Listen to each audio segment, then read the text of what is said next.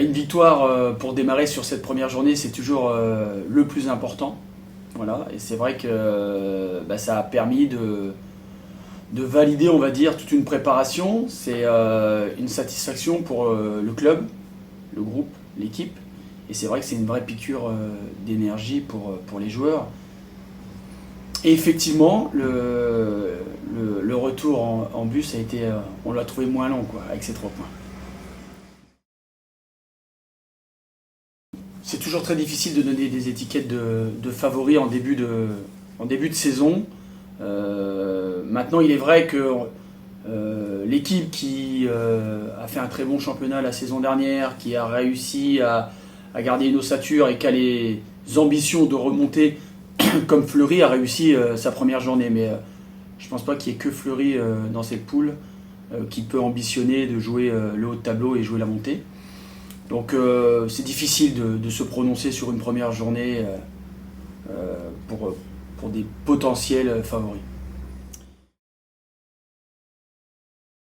Oui, on a hâte de jouer chez nous.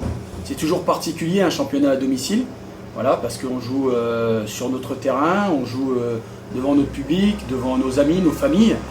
Donc j'espère que l'équipe, les joueurs vont prendre beaucoup de plaisir et en donner, voilà, aux gens en pratiquant un football offensif. Voilà, le terrain est de qualité et avec le staff, on espère avoir un jeu au niveau du terrain.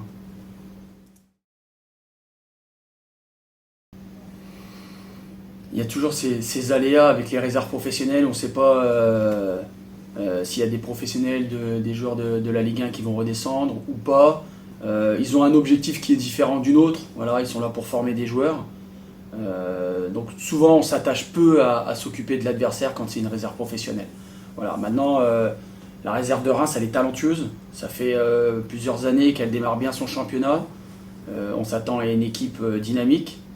Ça me permet de mettre en valeur notre adversaire qui fait du bon travail depuis ces dernières années avec la réserve et notamment avec son coach Franck Chalençon qui est d'une grande compétence.